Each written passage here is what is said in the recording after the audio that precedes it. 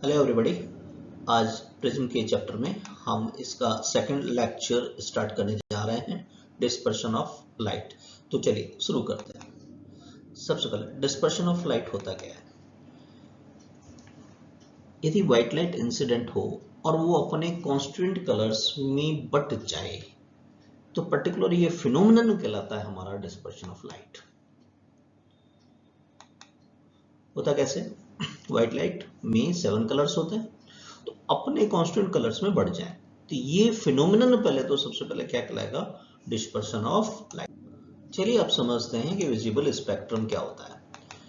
देखिए प्रिज्म से जैसे ही व्हाइट लाइट पास ऑन होती है तो हमने जाना कि ये अपने कांस्टेंट कलर्स में बाइफरकेट हो जाती है, बढ़ जाती है, डिस्ट्रीब्यूट हो जाते हैं इसके अवयवी जो भी कलर होते हैं, कुछ ऐसा जैसा कि हम यहाँ डायग्राम में इलस्ट्रेट कर रहे हैं, लाइक दिस।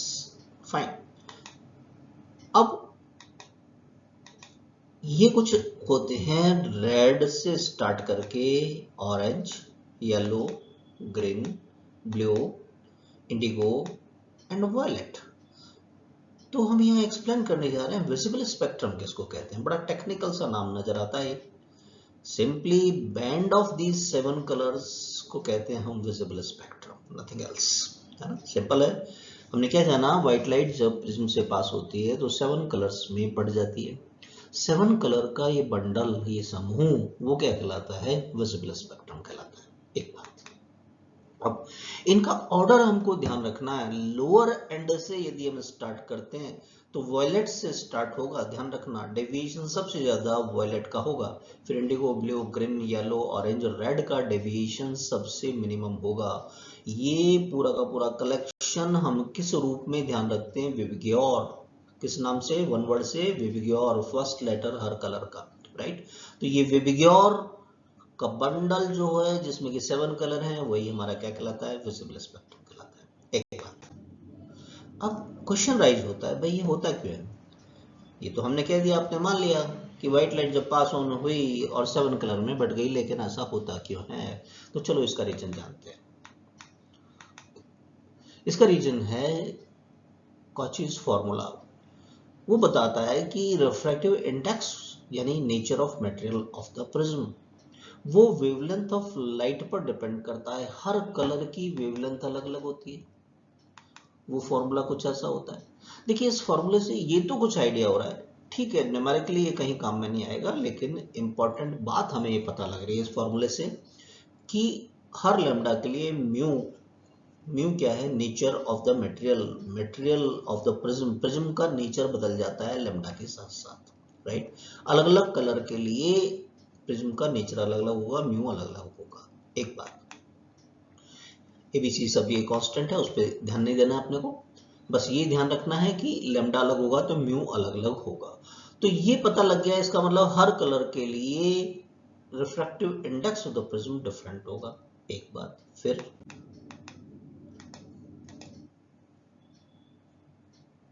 अब हमने एक चीज देखा था प्रीवियस लेक्चर के अंदर, जिन्होंने नहीं देखा वो देख लें, डेविएशन ऑफ लाइट के अंदर, कि स्मॉल प्रिज्म एंगल के लिए एंगल ऑफ डेविएशन होता है म्यू माइनस 1a। हमने डिराइव किया था प्रीवियस लेक्चर के अंदर प्रिज्म के में। तो यहां से ये पता लग रहा है हमको कि डेविएशन जो होता है डायरेक्टली प्रोपोर्शनल किसके होता है, म्यू के, राइट। और अभी हमने ये जाना कि डिफरेंट कलर के लिए म्यू अलग अलग होता है, राइट। तो म्यू डिफरेंट कलर के लिए अलग अलग है तो हर कलर का डेविएशन अलग अलग होगा, अपने पाथ से अलग अलग एंगल से डेविएट होंगे। अलग अलग एंगल से डेविएट होंगे इसका मतलब हर कलर सेपरेट हो जाएगा एक दूसरे से, एक दूसरे से सेपरेट हो गया है। इसी फिनोमेनन को हम क्या कहते हैं, डिस्पर्शन कहते हैं। यस और नो, फाइन, ओके। अब इसमें एक बात हम यहाँ नोटिस करने जा रहे हैं कि वॉयलेट का मैक्सिमम हो रहा है डेविएशन, रेड का मिनिमम हो रहा है। ये क्यों हो रहा है, राइट। तो सबसे पहले तो हमें बहुत अच्छे से पता है, विविग्योर में इस ऑर्डर में हम देखें तो जैसे जैसे हम वॉयलेट से रेड की तरफ जाते हैं वेवलेंथ बढ़ती जाती है। What does carry the meaning कि वॉयलेट का वेवलेंथ तो मिनिमम होगा, रेड का क्या होगा, मैक्सिमम, राइट। अब म्यू क्या था, इनवर्सली प्रोपोर्शनल था कॉचीज फॉर्मूले से। तो इसका मतलब ये हो गया कि रिफ्रैक्टिव इंडेक्स वायलेट का मैक्सिमम होगा, रेड का मिनिमम होगा, लेकिन हमारा जो डेल्टा था वो म्यू के डायरेक्टली प्रोपोर्शनल था। कैसे? अभी थोड़ी देर पहले बताया कि डेल्टा क्या होता है, म्यू माइनस 1a, यानी म्यू के डायरेक्टली प्रोपोर्शनल होता है। म्यू जिस कलर के लिए ज्यादा है, डेल्टा यानी एंगल ऑफ डेविएशन ज्यादा होगा, जिसके लिए कम उसके लिए कम होगा। इट कैरी द मीनिंग कि वॉयलेट का डेविएशन मैक्सिमम होगा और रेड का मिनिमम होगा। तो विजिबल स्पेक्ट्रम के अंदर ऑलवेज रेड कलर ऊपर होगा और वॉयलेट क्या होगा आपका नीचे। क्लियर है क्या? फाइन। तो ये ध्यान रखेंगे इस बात को हम। राइट। तो एक छोटा सा क्वेश्चन ले लेते हैं इसको समझने के लिए, है ना भाई। ऐसा नहीं है कि ऑलवेज प्रिज्म से ही हमारा डिस्पर्शन फिनोमिनन हो। लाइट रे एक मीडियम से दूसरे मीडियम में जाती है, अगर व्हाइट लाइट के साथ ये काम हो रहा है तो डिस्पर्शन होता है। तो ये क्वेश्चन पर ध्यान दीजिए कि व्हाइट लाइट एयर से और वाटर में जा रही है। 4 ऑप्शंस यहाँ हमने डायग्राम में दिए हैं आपको, ठीक है।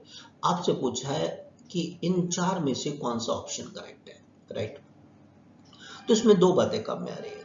देखिए, इससे प्रीवियस लेक्चर हमने लिया था डेविएशन का, दैट्स ओके, वो तो हमारे काम का है, ओके। और फिर उससे पहले हमने एक सीरीज पूरी ली है रिफ्रैक्शन ऑफ लाइट की, तो उसका वेरी फर्स्ट लेक्चर था स्नेल्स लॉ। तो उसमें हमने कुछ चीजें पढ़ी थी, एक बार मैं रिवाइज कर देता हूं, जिन्होंने नहीं देखा वो एक बार उस वीडियो को भी रेफर कर ले, थोड़ा नॉलेज मिलेगा। तो एक इंपॉर्टेंट कॉन्सेप्ट स्नेल्स लॉ में हमने देखा था कि रे यदि रेयर मीडियम से डेंसर मीडियम में जाती है तो always moves towards the normal. I mean to say rarer medium में एंगल ज्यादा होता है, डेंसर में कम होता है। यस और नो? तो एयर से वाटर में लाइट रे जा रही है, तो एक बात का तो हमें ये ध्यान रखना है कि एंगल ऑफ रिफ्रैक्शन कम होगा, एंगल ऑफ इंसिडेंस क्या होगा, ज्यादा। एक तो ये चीजें ध्यान रखनी है, ओके। दूसरा इंपॉर्टेंट कॉन्सेप्ट अभी अभी हमने देखा कि विजिबल स्पेक्ट्रम के अंदर डेविएशन मैक्सिमम किसका होता है, एक्सप्लेन किया इसको हमने, वायलेट कलर का, और मिनिमम किसका होता है, रेड का, राइट। तो अब फर्स्ट ऑप्शन से चलते हैं अपन। क्या ये फर्स्ट ऑप्शन ठीक है क्या? ध्यान से देखो जरा इन 2 बातों को ध्यान में रखते हुए। आर तो कम होना चाहिए आपका, ओके, और आई क्या होना चाहिए, ज्यादा। तो देखो यहाँ पर आई तो ज्यादा है और आर कम है, ये बात तो ठीक है, लेकिन क्या सेकंड भी ठीक है? क्या वॉयलेट का डेविएशन ज्यादा है? नहीं, इसमें रेड का डेविएशन ज्यादा है, वॉयलेट का कम है। क्लियर है क्या? तो ये आपका ऑप्शन, ये वाला आपका ऑप्शन सही है गलत है? It's wrong. बात समझ में आ गया? ओके। तो चलो सेकंड ऑप्शन पे चलो। सेकंड ऑप्शन पर, सेकंड ऑप्शन में दोनों बातों को चेक करो। क्या एंगल ऑफ रिफ्रैक्शन कम है क्या? नहीं, देखो ये आई है आपका, यस और नो। और ये आर तो ज्यादा हो गया, आर तो ज्यादा हो गया इसके अंदर, यस और नो।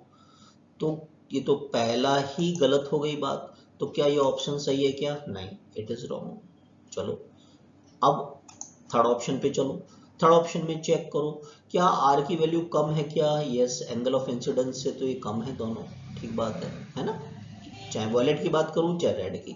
दूसरी बात देखो कि क्या वॉयलेट का डेविएशन ज्यादा हो रहा है? यस, वॉयलेट ज्यादा डेविएट हो रहा है अपनी initial direction of motion, incident light के साथ में ये ज्यादा डेविएट हो रहा है रेड के कंपेयर में, है ना?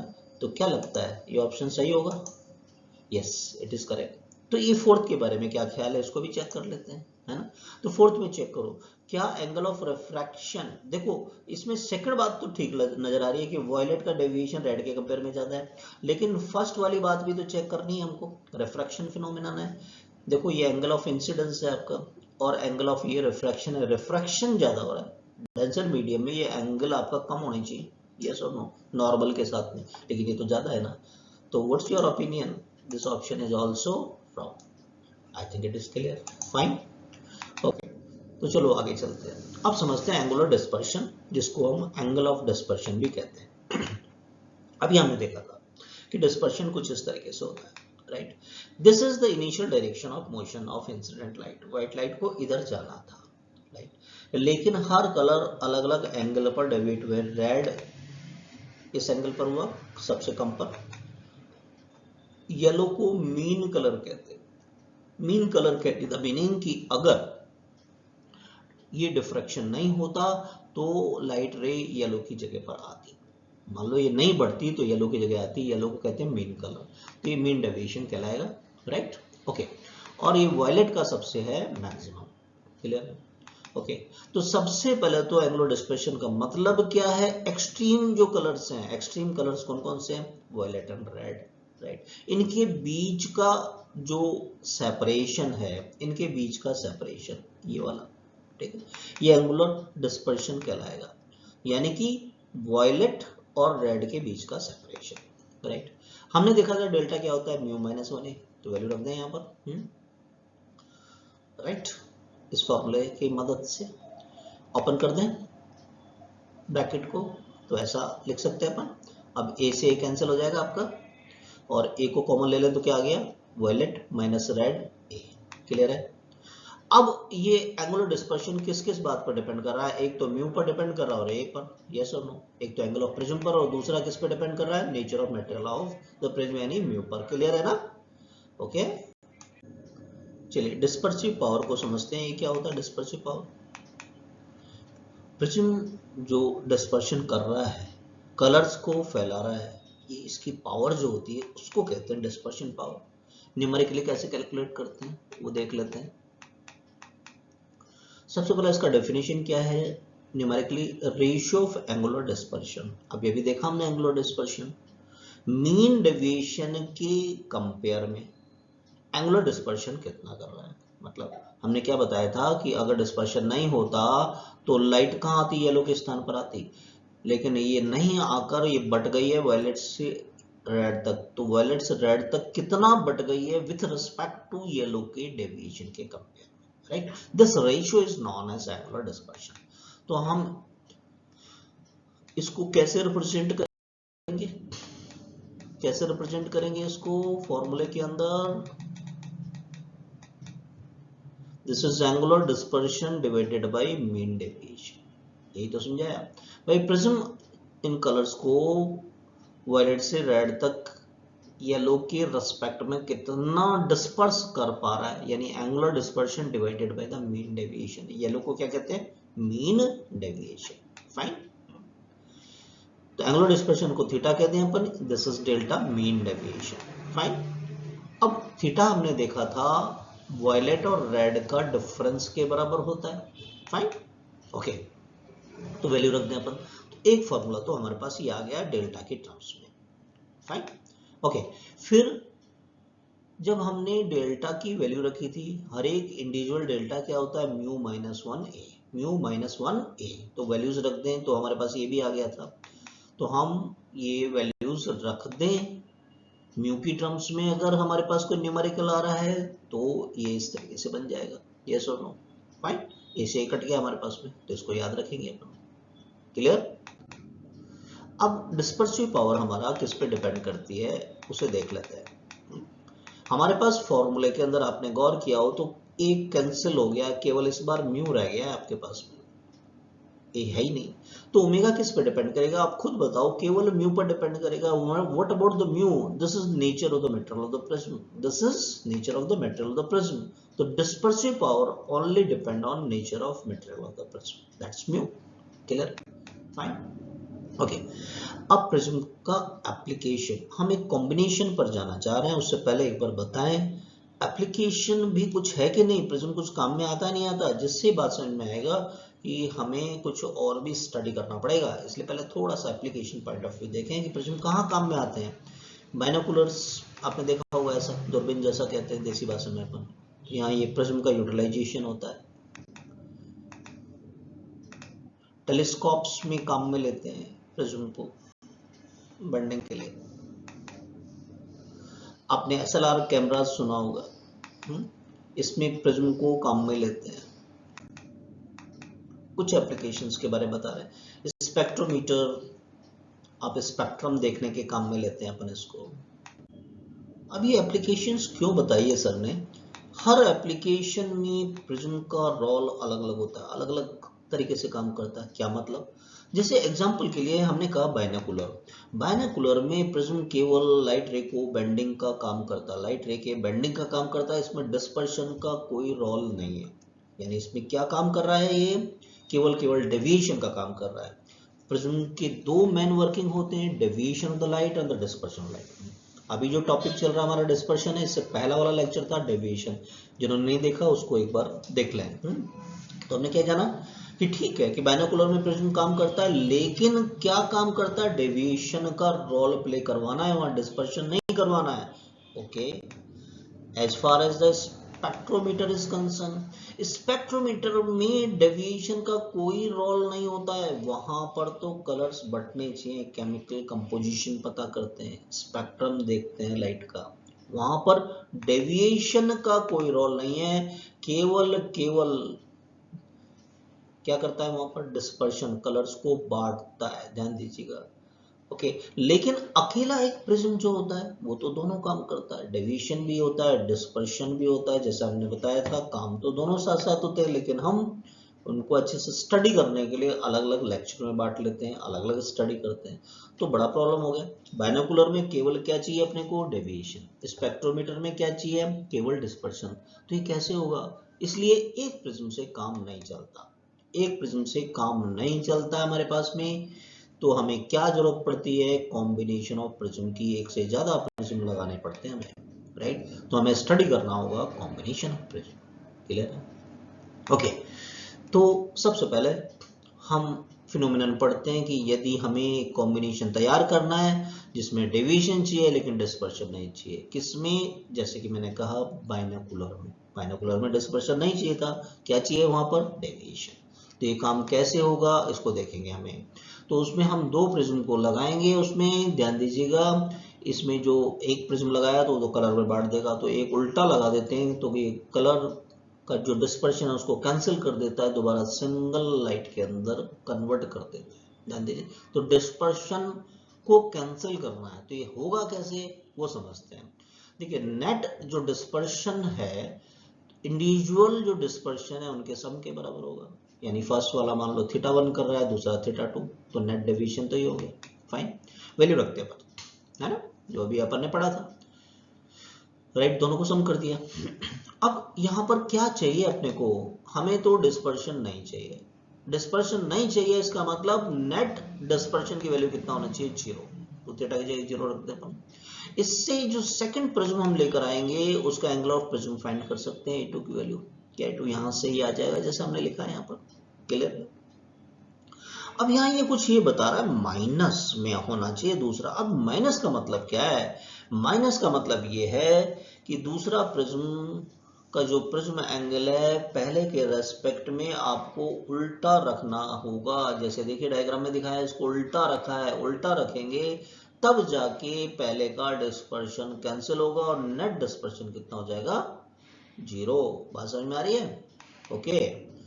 और अगर ऐसा हो जाता है तो उस केस में ठीक है, डिस्पर्शन तो 0 हो गया, लेकिन डेविएशन क्या होगा, डेविएशन क्या होता है, थीटा δ1 प्लस δ2, सम कर दिया हमने, है ना, डेविएशन फॉर्मूला क्या होता है, μ-1a, दोनों का वैल्यू रख दें अपन। अब A2 की वैल्यू हमने फाइंड की थी -a1 और दिस, तो ये वैल्यू प्लेस कर दें यहाँ पर, A2 की जगह प्लेस कर दो, साथ ही साथ कॉपी पेन लेकर बैठा करो, हैं, और करते रहो, चेक करते रहो, और कुछ चीज स्किप हो जाती है तो एक बार दूसरो रिवाइंड कर लो, है ना, वीडियो को, फाइन, ओके। अब देखिए जरा, क्या हम इसको न्यूमरेटर और डिनोमिनेटर में यदि μ1 -1 और μ1 -1 से मल्टीप्लाई करें तो कोई फर्क पड़ेगा, आपका क्वेश्चन हो सकता है सर क्यों कर रहे हैं, इससे क्या होगा, इसको सॉल्व करना इजी हो जाएगा, μ1 -1a1, μ1 -1a1 कॉमन ले लेंगे, थोड़ा सा इजी हो जाएगा ना, इसलिए कर रहे हैं, ऐसे फर्क तो कुछ नहीं पड़ा ना।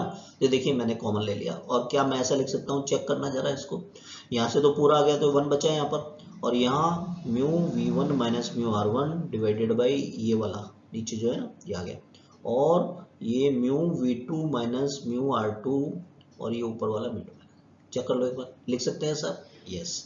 अब याद करो ये टर्म तो क्या थी, डिस्पर्सिव पावर थी क्या, ओमेगा का फॉर्मूला था क्या, ये याद करो, μv minus μr divided by μ minus 1, right, और ये डिनोमिनेटर में हम ω2 कह देंगे, ये ω1 कह देंगे, ये तो δ1 था, यस हो, तो एक सिंपल फॉर्मूला आ गया कि टोटल डेविएशन हमारा कॉम्बिनेशन का क्या होगा, δ1 1 माइनस ω1 और ω2, क्लियर, फाइन।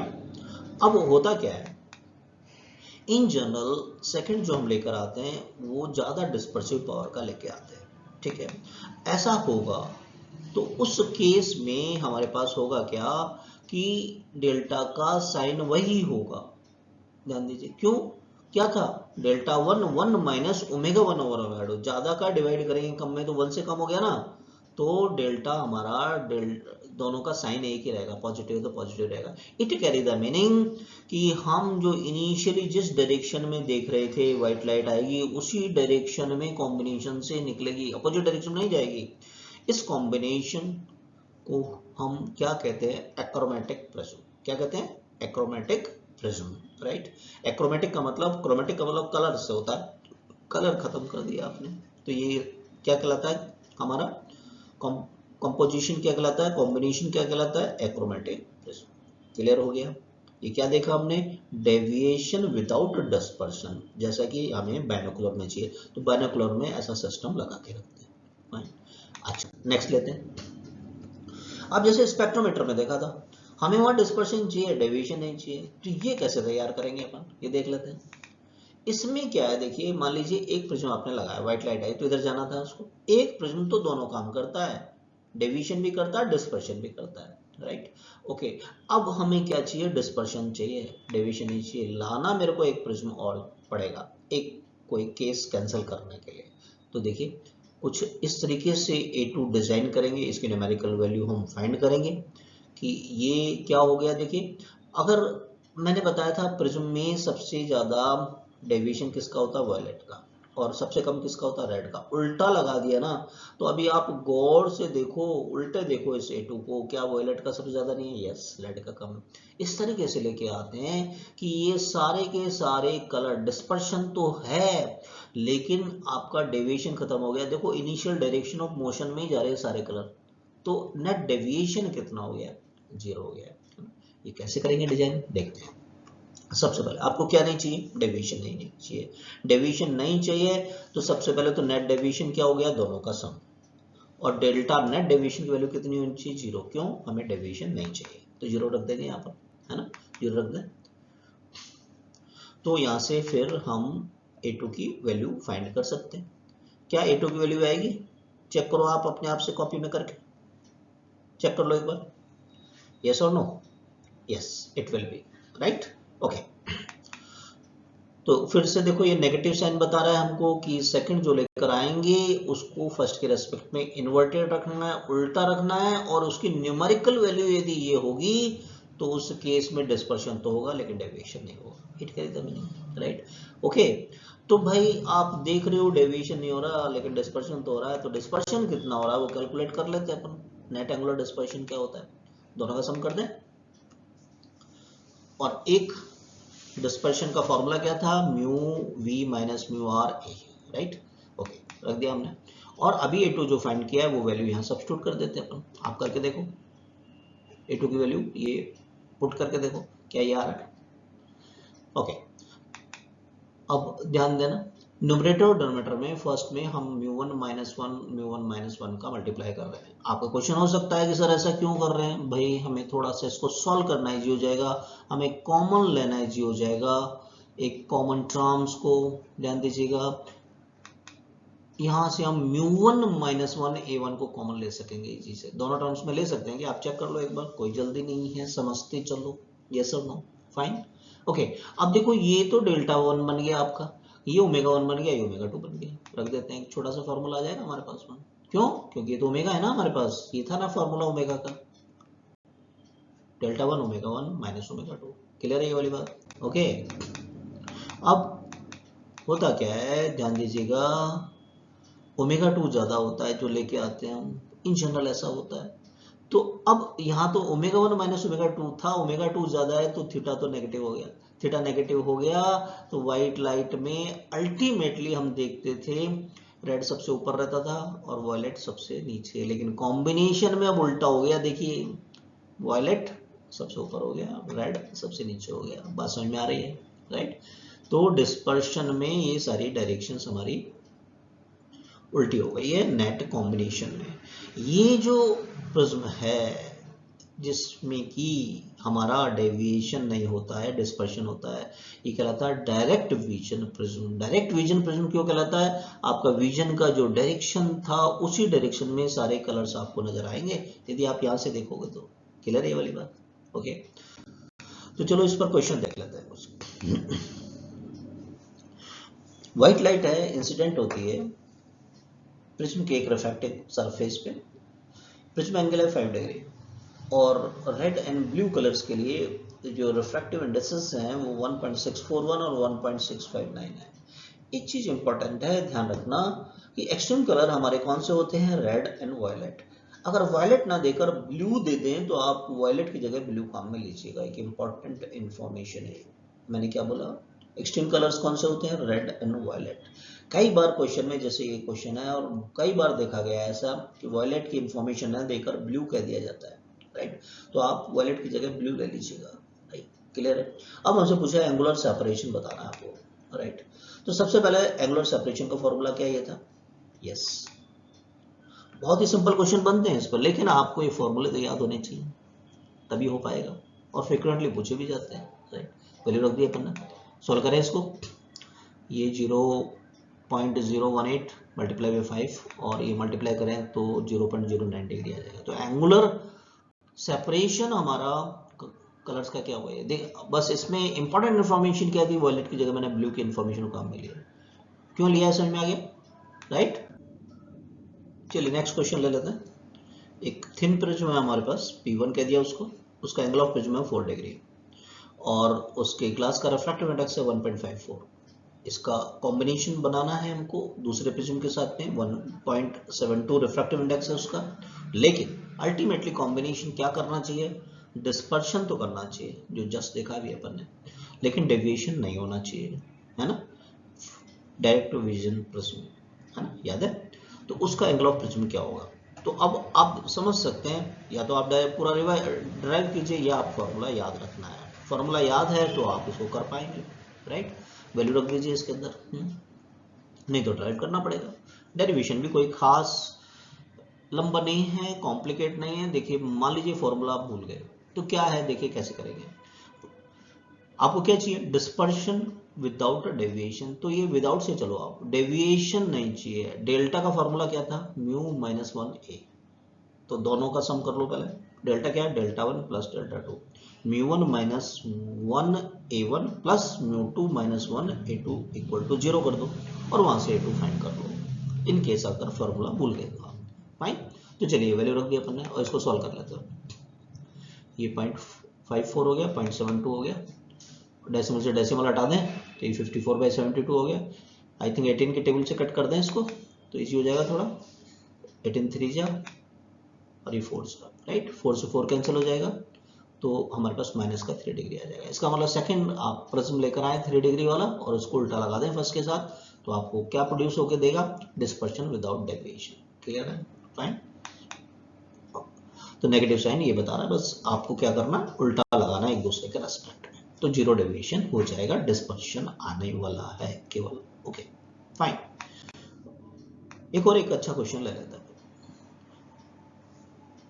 आपके पास n number of identical equilateral prism है, 1 2 3 4 5 6 7 8 ऐसे n प्रिज्म है और सब आइडेंटिकल हैं। वर्डिंग पर ध्यान देना, फिजिक्स में वर्डिंग ज्यादा इंपॉर्टेंस रखती है न्यूमेरिकल वैल्यू के कंपेयर में। ध्यान रखना कि क्या कह रहा है क्वेश्चन। ओके, और किसी एक प्रिज्म के कारण जो डेविएशन होता है वो डेल्टा है, राइट? तो हमें दो स्टेटमेंट दे रखे हैं यहाँ पर और हमसे पूछा है कि कौन सा स्टेटमेंट करेक्ट है और कौन सा रॉन्ग है, या दोनों करेक्ट है या दोनों रॉन्ग है।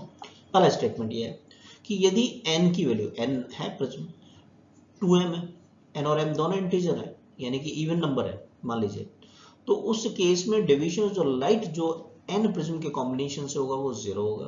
वेदर करेक्ट और wrong I don't know, check करेंगे इसको। सेकंड स्टेटमेंट आप सोचिए जब तक कि अगर n 2m प्लस 1 है तो अब ये तो ऑड नंबर हो जाएगा।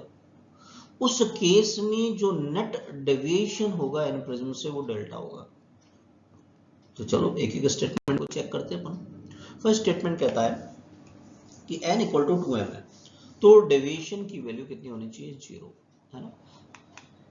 तो समझो इसको, 2m होते ही तो इवन हो गया, इवन होते ही, और हमको बहुत अच्छे से बता दिया हर एक के कारण डेल्टा है, तो हर एक पेयर एक दूसरे को कैंसिल करेगा नहीं करेगा, बताओ, उल्टा लगा रखा है आपने, एक दूसरे को कैंसिल कर देगा, और ये इवन है तो इवन नंबर होने के कारण नेट डेविएशन कितना हो जाएगा, हर पेयर के कारण कितना हो जाएगा, 0। यस और तो इसका मतलब तो स्टेटमेंट फर्स्ट करेक्ट है आपका, सहमत हो कि नहीं, है ना। सेकंड भी चेक करना है, जल्दबाजी नहीं करना है। चलो सेकंड स्टेटमेंट कह रहा है कि अगर n की वैल्यू 2m+1 है तो पूरे कॉम्बिनेशन की वजह से डेल्टा होगा, डेल्टा का मतलब एक के कारण जो जनरेट हो रहा उतना ही डेविएशन होगा, इस बात को चेक करें जरा। 2m+1 में से एक बार 2m को अलग कर लेते हैं और 1 को अलग कर लेते हैं। 2m जो आइडेंटिकल प्रिज्म है वो तो एक जस्ट लाइक स्लैब की तरह से बिहेव करेंगे, अभी हमने देखा, क्योंकि इवन हो गया, एक दूसरे को कैंसिल करेंगे वो, तो उनके कारण तो कितना हो जाएगा, 0। अब बच गया एक, तो एक के कारण जो होगा वही n के कॉम्बिनेशन के कारण होगा, यस और नो, इस बात को इलस्ट्रेट करते हैं। देखिए 2n के कारण तो कितना है, 0, फाइन।